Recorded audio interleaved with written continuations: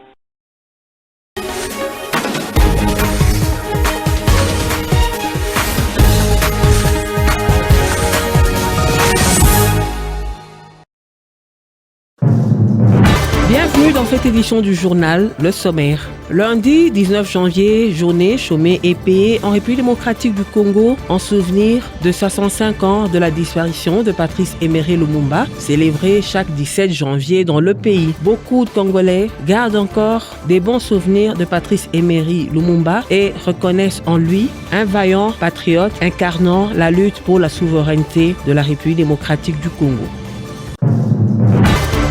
Le souverain pontife va entamer très prochainement un voyage apostolique en Afrique. Il se rendra tour à tour en Algérie, au Cameroun, en Angola et en Guinée équatoriale. L'annonce a été faite lors de l'audience accordée au comité du symposium des conférences épiscopales d'Afrique et de Madagascar, conduite par leur président, le cardinal Fridolin Ambongo, archevêque métropolitain de Kinshasa. Occasion pour lui d'évoquer également la situation sécuritaire préoccupante en République démocratique du Congo et dans la région des Grands Lacs.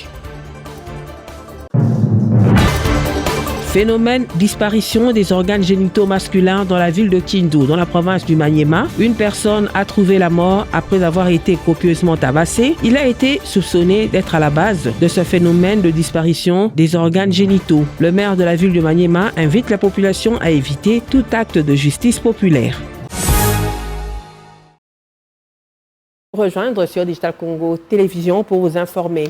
Le président de la République, Félix Tshisekedi, est arrivé à Davos en Suisse pour participer à la 56e réunion annuelle du Forum économique mondial qui se tient du 19 au 23 janvier autour du thème central un esprit de dialogue. Et sur place, le chef de l'État ne manquera pas d'évoquer une fois de plus la situation sécuritaire dans l'est du pays qui porte un préjudice au développement économique de la nation. Nous sommes le 19 janvier, journée chômée et payée sur toute l'étendue de la République démocratique du Congo en souvenir de l'un de nos héros nationaux, Patrice Emery Lumumba, assassiné le 17 janvier. Patrice Emery Lumumba qui est un héros pour la liberté et qui incarne également une image de libérateur de la République démocratique du Congo. Plusieurs reconnaissent en lui un acteur politique, à l'instar de Junior Musinga, conseiller communal de la Mouya à Mbujimaï, qui nous parle une fois de plus de la lutte acharnée de Patrice Emery Lumumba. On l'écoute dans ses propos recueillis par Victor Chilumba. Par rapport à la lutte, il y a quelques avantages que nous pouvons relever. Il y a aussi certaines choses qui ne marchent pas jusqu'à présent. Après donc, les 55 ans d'indépendance, après la mort de Patrice Emery Lumumba, il y a quand même l'évolution par rapport à notre situation politique en République démocratique du Congo, notamment la passation pacifique du pouvoir entre le président Joseph Kabila et aussi le président Félix Antoine Tshisekedi. C'était vraiment une chose qui ne se faisait pas auparavant. Dans les temps jadis, le président Marshal Mobutu, il se prenait comme un roi, donc je dirais comment quelqu'un qui avait vraiment les seuls mots à dire en dehors de lui, personne ne pouvait vraiment donc émettre un point de vue. Alors aujourd'hui, quand même, nous voyons avec la passation des pouvoirs entre Félix-Antoine Tshisekedi et aussi Joseph Kabila, il y a quand même certaines choses qui ont changé, notamment aujourd'hui les opposants critiquent les pouvoirs sans qu'il y ait une difficulté quelconque. Aujourd'hui nous avons une indépendance presque dans tout ce que nous faisons. Je suis en train de demander au peuple congolais et au peuple kassaïen en particulier de pouvoir vraiment suivre cet bel exemple. Lumumba a fait vraiment que la RDC soit indépendante. Lumumba vraiment a donné son combat politique, était vraiment un combat qui avait vraiment un objectif. Il a fait tout vraiment pour que nous soyons ce que nous sommes aujourd'hui. Alors sur ce, je veux que nous puissions vraiment emboîter ces pas en demeurant vraiment démocratique, en voulant vraiment changer les pays sur certains plans. Car nous pouvons vraiment affirmer que au-delà de la lutte qu'il a menée, il y a aussi des difficultés, il y a aussi des problèmes sérieux que notre pays n'a pas pu encore vraiment résoudre. Le souverain pontife Léon XIV a accordé une audience le 17 janvier au comité du symposium des conférences épiscopales d'Afrique et de Madagascar, Siriamon Cible, conduite par son président, le cardinal Fridolin Ambongo, archevêque métropolitain de Kinshasa. Au menu, le prochain voyage pontifical du souverain pontife en Afrique, la situation sécuritaire préoccupante en RDC et dans la région des Grands Lacs n'a pas manqué lors de cette audience. Anita Mwadi nous en parle. C'est vrai que la région du Grand Lac, particulièrement la République démocratique du Congo, est aujourd'hui dans une situation extrêmement difficile pour le peuple. Le peuple souffre parce qu'au-delà de tous les grands discours qu'on tient, mais c'est le petit peuple qui paye le prix. Beaucoup d'argent est investi dans l'armement, dans la guerre, et pourtant ces moyens auraient pu être utilisés pour l'éducation, pour la santé, pour le développement de nos pays. Malheureusement, une part importante de nos ressources sont utilisées aujourd'hui pour la guerre. Et pourtant, nous ne voyons pas les résultats. Plus la guerre dure, plus la situation du peuple se dégrade. Voilà pourquoi, depuis déjà plus qu'une année, l'Église avait prôné le dialogue. Parce que l'Église n'a jamais cru à une solution au bout des canons pour résoudre le problème du Congo et de la région du Grand Lac. L'Église est convaincue et les pasteurs sont convaincus que la solution se trouve autour d'une table, là où chacun peut s'exprimer et dire ce qu'il a sur son cœur, que ce soit le bon ou le mauvais, mais chacun a quelque chose à dire. Il y a des initiatives qui ont été commencées et même abouties d'une certaine manière. Le processus de Washington, le processus de Doha. Pour nous, nous disons, toutes ces initiatives qui vont dans le sens du dialogue vont dans le bon sens. Mais ces initiatives, jusque-là, se sont montrées insuffisantes. Voilà pourquoi nous continuons à insister que nous revenions à un vrai dialogue à deux niveaux. D'abord, entre nous, Congolais.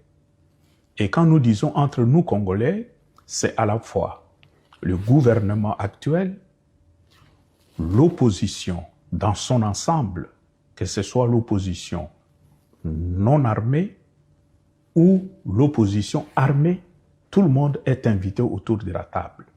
Et la société civile. Nous, comme Église catholique, nous faisons partie de la société civile. Que tous ces trois blocs se retrouvent ensemble autour des médiateurs pour que nous puissions mettre sur une table tout ce qui fait que notre pays ne puisse pas fonctionner aujourd'hui.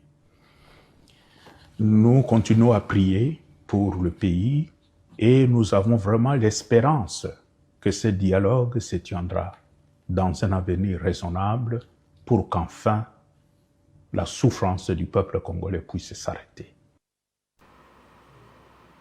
Grève des enseignants dans la province du Mai-Ndombe.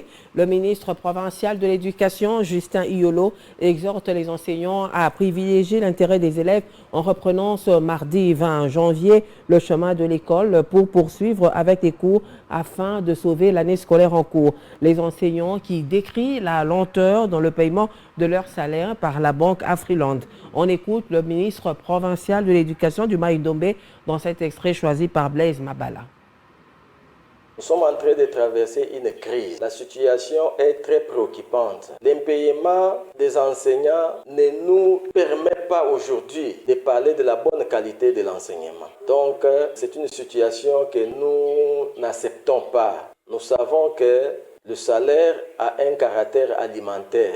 Je vous informe que le 8 janvier, il y a eu une grande réunion des autorités nationales, le ministre de l'Éducation, avec les ministres des Finances, les opérateurs des paies, je cite IFOOD et Afriland. Le gouvernement central a reconnu les contraintes financières que fait face à tous ces opérateurs de paie. Le gouvernement central a dit qu'il va mettre les moyens pour pallier à cette situation, c'est-à-dire payer les enseignants. Donc nous espérons dans les jours qui viennent, les enseignants seront payés. La grève n'est pas une bonne chose. Pourquoi? Parce que ça va créer une vie dans le parcours de l'enfant. Et aujourd'hui, pour le cas d'espèce, nous, les Mai-Ndombe 1, les enseignements ont commencé en retard. Et que continuer encore avec la grève, en tout cas, les retombées seront très très compliquées. Nous ne pouvons pas accepter. J'appelle à la bonne foi des enseignants qui prennent conscience, qui prennent courage aussi, parce qu'on doit à tout prix sauver l'année pour nos enfants. Ils seront payés. Ce sont nos enfants de Mai-Ndombe. Nous devons préparer l'avenir de notre Mai-Ndombe. La grève, c'est comme la guerre. Après la guerre, les retombées sont toujours néfastes. Après la grève, pour la qualité de l'enseignement, les retombées ne sont pas bonnes. Alors cette fois-ci, mettons-nous à la place des parents, parce que ce ne sont pas seulement les enfants des villageois, mais les enfants des enseignants aussi sont à l'école. Donc, nous devons sauver la qualité de l'enseignement pour nos enfants. Cette fois-ci, je suis en train de vous demander de revenir à l'école comme parent pour qu'on puisse encadrer les enfants et sauver l'année. Je sais que même si vous revenez à l'école demain ou après-demain, vous serez toujours payé. Parce que l'État ne peut pas accepter que l'année soit une année blanche. De rester au village, la grève, on réclame l'argent, d'accord, mais dans l'entretemps, l'éducation de nos enfants est mise en moule. Donc, revenons avec cette bonne foi-là, de voir la chose autrement pour qu'on puisse encadrer les enfants. Et puis, la RDC fait face à un taux élevé de chômage sans précédent. SOS Chômage, une structure des jeunes basée dans la capitale, sort de son silence et hausse le ton. Dans un point de presse tenu ce jour à Kinshasa, l'organisation appelle la première ministre Julie Souminois à respecter ses engagements contenus dans son programme quinquennal. Je vous propose de l'écouter dans cet extrait choisi par Abel Kondé. La jeunesse congolaise au chômage vit la Constitution de la République démocratique du Congo à son article 36 qui stipule que les travail ont un droit et un devoir sacré pour chaque Congolais. L'État garantit les droits au travail, la protection contre le chômage et une rémunération équitable et satisfaisante, assurant aux travailleurs ainsi qu'à sa famille une existence conforme à la dignité humaine. Vu les engagements majeurs du quinquennat pris par Mme Julie Souminois lors de la présentation de son programme du gouvernement à l'Assemblée nationale, Son Excellence Madame la Première ministre s'était engagée solennellement à créer environ 1,5 million d'emplois par an à l'horizon 2024-2030 pour absorber des dizaines de milliers de jeunes qui arrivent chaque année sur le marché. Protéger et renforcer le pouvoir d'achat de ménages congolais afin de garantir aux citoyens une qualité de vie stable et digne. Mieux protéger les citoyens congolais et garantir la protection de l'intégrité territoriale. Construire une économie plus diversifiée et plus compétitive. Rendons-nous à Béni au Nord Kivu pour parler de la clôture ce dimanche 18 janvier du festival Tumaini Espérance. La deuxième et dernière journée a été consacrée au panel sur la résilience, sur la promotion des produits et services des entreprises partenaires et la prestation des artistes à l'affiche. Mère Verdi Calmer nous en parle. Toutes les expositions et prestations au sein de ces festivals ont tourné autour du thème Jeunesse, paix et sécurité. Des artistes comme Mapson,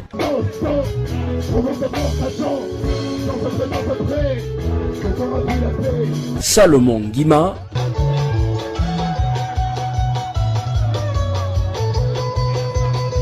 ont égayé le public jusque tard dans la soirée. Une manière pour Priska Luanda Kamala, en charge de la jeunesse au Nord Kivu, d'encourager la communauté à plus de résilience en dépit des difficultés que traverse la province. Comme vous le savez, la province regorge une population résiliente. Et c'est dans ces cadres que les organisateurs de ces festivals ont tenu à organiser ces festivals pour l'intérêt de toute la population du Nord Kivu. On a vu les jeunes qui sont venus de Goma, pas seulement les Nord Kivu, mais de tous les pays qui sont venus de Kisangani, de Bunia et partout ailleurs, pour venir participer à ces festivals et faire voir au reste du monde qu'ici à Beni, nous respirons et nous avons aussi la joie.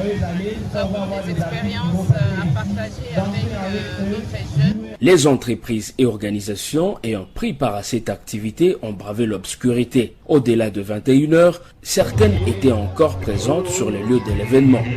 Le festival Tumaini a mélangé réflexion, action, promotion, résilience et divertissement. Une activité qui a encore une fois redonné sourire à la jeunesse du Nord Kivu. Au Kwilu, c'est le député national Célestin Nassa Eyumu, élu du territoire de Boulungu, qui est arrivé ce lundi à Boulungu, son fief électoral, pour ses vacances parlementaires. Il a été accueilli chaleureusement par la population et dans son mot, Célestin Nassa a lancé un appel à l'unité et au soutien au président de la République pour le développement de la contrée. Benoît Desgrovdal. C'est par cet accueil solennel que l'honorable Célestin Nassa Eyumu, député national élu du territoire de Boulungu, entre dans la ville de Boulungu pour ses vacances parlementaires. Ici, c'est comme si le temps s'est arrêté. Hommes, femmes, jeunes et vieux obligent l'honorable Nassa, l'homme le plus aimé et le mieux écouté du territoire de Boulungu, à faire le pied. Chemin faisant, danse et cris de joie résonnent sous les sons de la fanfare kimbanguiste. Toute la population de Boulungu témoigne ici de son attachement à cet homme d'action à impact visible, affectueusement surnommé Yanassa.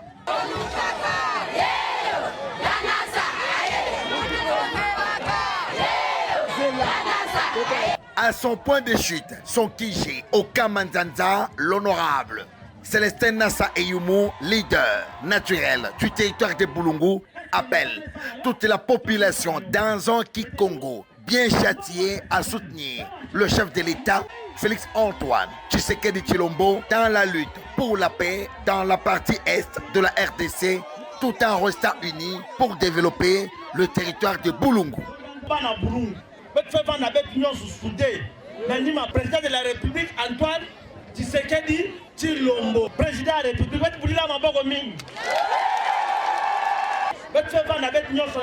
la République, sans avoir force à manisa bitumana wapi na este. Votre foucault n'a pas de bouche, votre n'a projet en mbote, n'a pas de projet, il n'a pas de pourquoi na wapi na ntoala. Votre piquer sa division.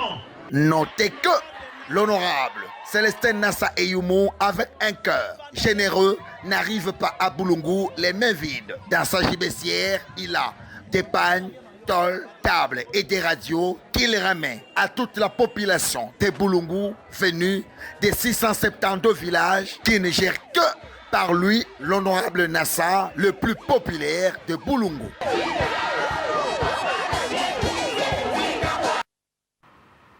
Phénomène disparition des sexes, disparition des organes génitaux masculins dans la ville de Kindu, au Maniema.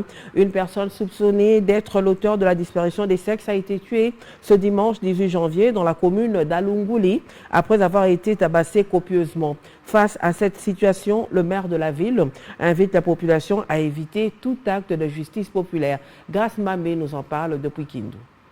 Au Digital Congo, ce phénomène surviendrait après un simple contact avec des passants. Depuis 3 jours maintenant, plus de 10 personnes ont affirmé avoir perdu leurs organes génitaux masculins dans des coins différents de Kindu. Ces scènes sont souvent partagées à travers les réseaux sociaux. Devant cette situation, le phénomène justice populaire prend également de l'ampleur à Kindu. Déjà 4 personnes soupçonnées être auteurs ont été copieusement tabassées, dont un décès. Il s'agit d'un pasteur tué le dimanche 18 janvier 2026 dans la commune d'Alunguli. Interrogé, le maire de la ville de Kindu indique qu'il s'agit juste de simples rumeurs car aucune preuve tangible n'atteste ces faits. Ces phénomènes-là n'existent pas, qu'ils ne cèdent pas à la panique, qu'ils ne cèdent pas à la désinformation. La vraie source d'information, c'est nous qui sommes les officiels, parce que si ces phénomènes-là existaient ici chez nous à Kindu, nous serions les premiers à en donner l'information à la population pour qu'elle puisse s'en protéger. Nous avons déjà enregistré 6 cas depuis que cette rumeur est en train de circuler dans la ville de Kindu. Il y a le décès d'hier, un pasteur de son état qui est allé en mission évangélique et à son retour de là, il a été dénoncé faussement comme quelqu'un qui était le porteur d'un pouvoir de faire disparaître les sectes des hommes. Par ailleurs, Augustin Moulamba Atibou appelle la population au calme et à collaborer avec les services de sécurité en cas de problème. Maintenant, les dispositions que nous prenons comme autorité, c'est de rechercher tous ceux-là qui sont à la base de la diffusion de la mauvaise information ou de cette fausse rumeur-là. On met la main dessus, de sorte que cette information n'ait plus d'impact. Difficile pour l'instant de dire oui ou non si le phénomène de disparition des organes génitaux masculins dans la ville de Kindu est bien réel. Et toujours en rapport avec ce phénomène de disparition des organes génitaux masculins, le président de la société civile Force Vive du Maniema, maître Stéphane Kamundala, confirme n'avoir trouvé aucun cas de ce genre de fait et entend traduire en justice tout auteur de propagation des faux bruits. Il a été joint au téléphone par Yvonne Amouri. On l'écoute.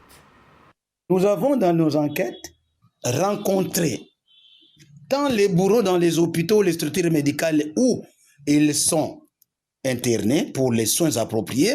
Nous avons aussi rencontré quelques victimes, entre guillemets, mais ces victimes, quand on leur a demandé de se déshabiller, moi, personnellement, avec ma délégation, je n'ai pas vu la disparition, je ne l'ai pas constaté de ce sexe. Alors, il y en a maintenant qui commencent à faire des spéculations. Il n'y a personne qu'on a déjà vu sans sexe dans les 7 cas déjà enregistrés. Donc, c'est lui qui a fait qu'un être humain perde sa vie. Et donc, ce sont des rumeurs. Je continue à confirmer que ce sont des rumeurs parce que je n'ai pas encore vu un monsieur, un homme qui suppose ou qui prétend être victime de ce phénomène et qui n'a pas exactement ou réellement son sexe. Et en dehors de nos frontières, en Espagne, 39 personnes mortes et une centaine de blessés de suite d'un accident de circulation. 2 trains à grande vitesse sont entrés en collision ce dimanche en fin de soirée à Andalousie. Le Premier ministre espagnol a décrété 3 jours de deuil national et promet une transparence absolue sur les causes de cet accident. Déborah Mouzou. 3 jours de deuil national en Espagne, à dater de ce lundi 19 janvier, en hommage aux victimes d'une collision entre 2 trains à grande vitesse dimanche dernier. Le Premier ministre espagnol promet également une transparence absolue sur le cause de l'accident ferroviaire. Pedro Sánchez a demandé l'unité dans les deuils et dans la réaction. Le dernier bilan dressé par le ministère de l'Intérieur espagnol fait état d'au moins 39 morts, évoquant 5 personnes dans un état très grave et 24 autres être dans un état grave. Le ministre de Transport espagnol évoque pour sa part un accident extrêmement étrange dont la cause est difficile à déterminer. Une commission indépendante a été chargée d'enquêter. C'est lors d'une brève conférence de presse depuis Adamuz que le Premier ministre Pedro Sanchez a annoncé décréter ces 3 jours de deuil national et a promis une transparence et une clarté absolue dans les enquêtes. Le président de la compagnie ferroviaire Irio s'est exprimé face à la presse en ce début d'après-midi de ce lundi. Il a évoqué l'accident qui s'est produit sur une ligne droite et non pas à une vitesse extrême mais une vitesse modérée. Le train Irio qui a déraillé n'a même pas 3 ans. Il était tout neuf de la dernière technologie. Il a respecté tout son plan de maintenance, a-t-il conclu. Le gouvernement espagnol a de son côté assuré que les victimes seront protégées, aidées et assistées.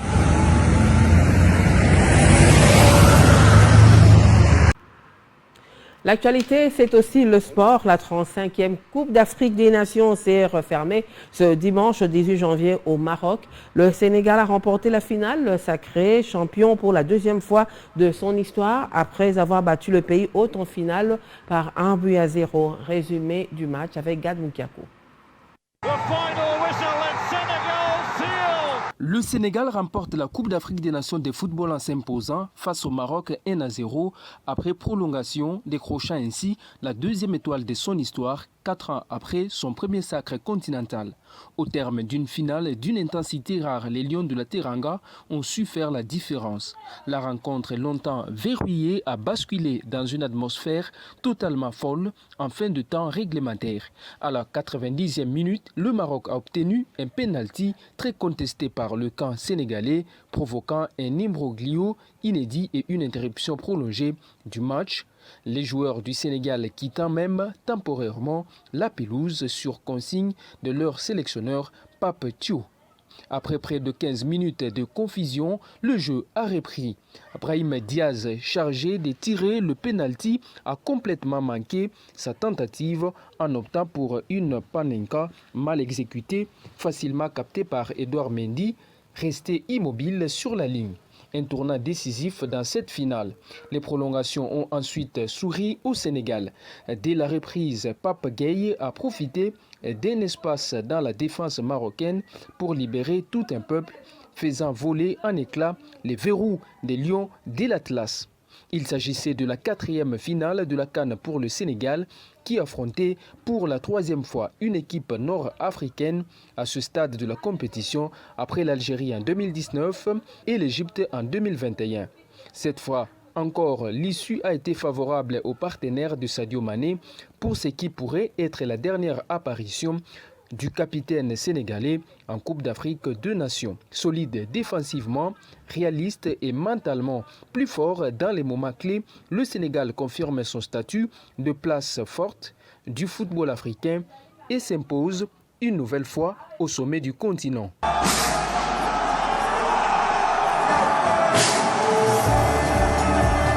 Et pour finir, ce communiqué nécrologique des forces armées de la République démocratique du Congo. Les forces armées de la République démocratique du Congo organisent la cérémonie des obsèques du feu général de brigade Mouakou Mbouloukou Daniel, décédé le vendredi 12 septembre 2025 à Ouvira, dans le sud Kivu. Le programme des obsèques se présente de la manière suivante. Jeudi 22 janvier 2026, veillée mortuaire à l'espace Ave Maria sur l'avenue Pierre Moulélé, ex-24 novembre, dans la commune de Kassavubu. Vendredi 23 janvier 2026, 9h, levée du corps de l'hôpital de référence militaire du camp colonel Tchachi. 11h30, arrivée de la dépouille mortelle et exposition à l'espace Ave Maria. Levée du corps pour le cimetière Le Repos du Soldat dans la commune de Lansele. Ce communiqué tient lieu de faire part, fait à Kinshasa le 19 janvier 2026. Le commandant du service de communication et d'information et porte-parole des forces armées intérimaires, Mongba Azukai Mak, lieutenant-colonel. Et voilà donc, c'est par ce communiqué que nous bouclons ce journal. Merci de l'avoir suivi. Restez avec nous.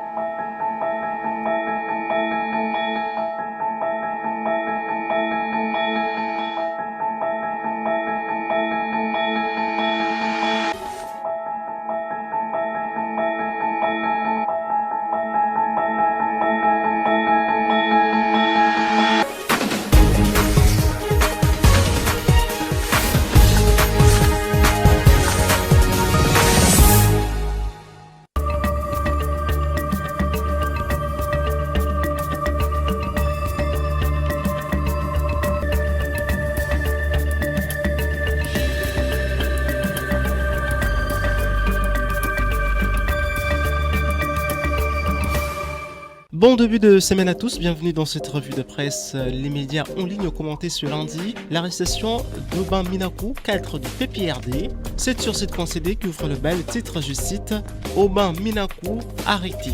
Dans la nuit du samedi 17 au dimanche 18 janvier 2026, rapporte le site d'info, les forces de sécurité ont procédé à l'arrestation d'Aubin Minakou, vice-président du Parti du Peuple pour la Reconstruction et la Démocratie PPRD, à son domicile à Kinshasa. Des vidéos largement relayées sur les réseaux sociaux montrent des éléments de sécurité bouclant la résidence de l'ancien président de l'Assemblée nationale avant son interpellation. Jusqu'à présent, aucune communication officielle des autorités n'a été faite sur les motifs de cette arrestation, écrit 7/7.cd. De son côté, la référence plus titre Kinshasa, arrestation d'Aubin Minakou, vice-président du PPRD. Cet événement intervient au lendemain de la commémoration des 25 ans de la mort de Laurent Désiré Kabila, célébré le vendredi 16 janvier 2026 à travers un culte d'action de grâce à la paroisse internationale protestante de Kinshasa, fait remarquer la référence plus. D'une remarque à une autre, Info 27 fait remarquer que ces derniers mois, plusieurs interpellations ont concerné aussi bien des civils que des militaires, y compris des officiers supérieurs. Elles s'inscrivent dans une logique de vigilance accrue face au risque de complicité, d'infiltration ou de déstabilisation interne. L'affaire Aubin Minakou s'insère-t-elle dans ce cadre général, s'interroge Info 27. Allez, on change de registre, on s'intéresse cette fois au football.